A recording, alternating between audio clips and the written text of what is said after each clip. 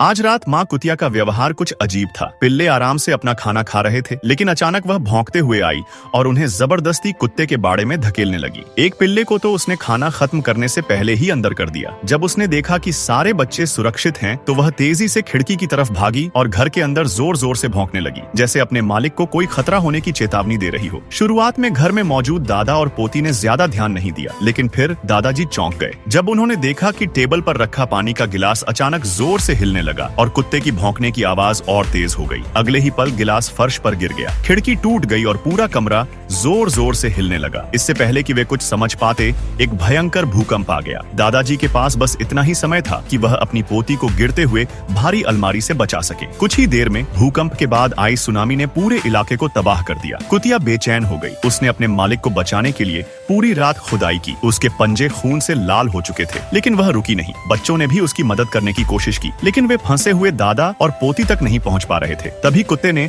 अचानक एक गंध महसूस की। उसे ऐसा लगा जैसे उसे उम्मीद की एक किरण मिल गई हो। वह तेजी से उस दिशा में भागा और देखा कि थोड़ी दूरी पर दो बचावकर्मी खड़े थे। वह भौंकने लगा ताकि वे उसे नोटिस करें, लेकिन वे समझ नहीं पाए और उसे वहां से भगाने लगे। कुत्ते ने हार नहीं मानी। उसने एक बचावकर्मी के कपड़े को कसकर पकड़ लिया, जिससे उन्हें शक हुआ कि कुछ गड़बड़ है। कुत्ते की आंखों में एक अजीब सी मजबूती थी, जिससे उन्हें समझ में आ गया कि शायद कोई फंसा हुआ है। उन्होंने कुत्ते के पीछे पीछे चलना शुरू किया और अंततः उन्होंने दादा और पोती को बचा लिया। थोड़ी देर में बचाव हेलीकॉप्टर भी आ गया। दादाजी को सबसे पहले ऊपर भेजा गया, फिर पोती की बारी आई, लेकिन तभी उसने चिंता से पूछा कि उसके कुत्ते और उसके बच्चे का क्या होगा। बचाव कर्मी असमंजस में पड़ गए। हेलीकॉप्टर को ज्यादा देर तक वहां रुकने की अनुमति नहीं थी और दादाजी की हालत गंभीर थी। आखिरकार भारी मन से पोती को भी ऊपर खींच लिया गया। नीचे कुत्ता बस भौंकता रह गया। उसे लगा कि शायद उसकी छोटी मालिक उसे भूल गई है। जब तक हेलीकॉप्टर उड़ नहीं गया, वह बस उसकी ओर देखता रहा और फिर दौड़ने लगा, जैसे उसे रोकने की कोशिश कर रहा हो, लेकिन वह कुछ नहीं कर सका। फिर भी कुत्ते को पूरा भरोसा था कि उसकी मालिक उसे लेने वापस आएगी। वह वहीं घर के खंडहर में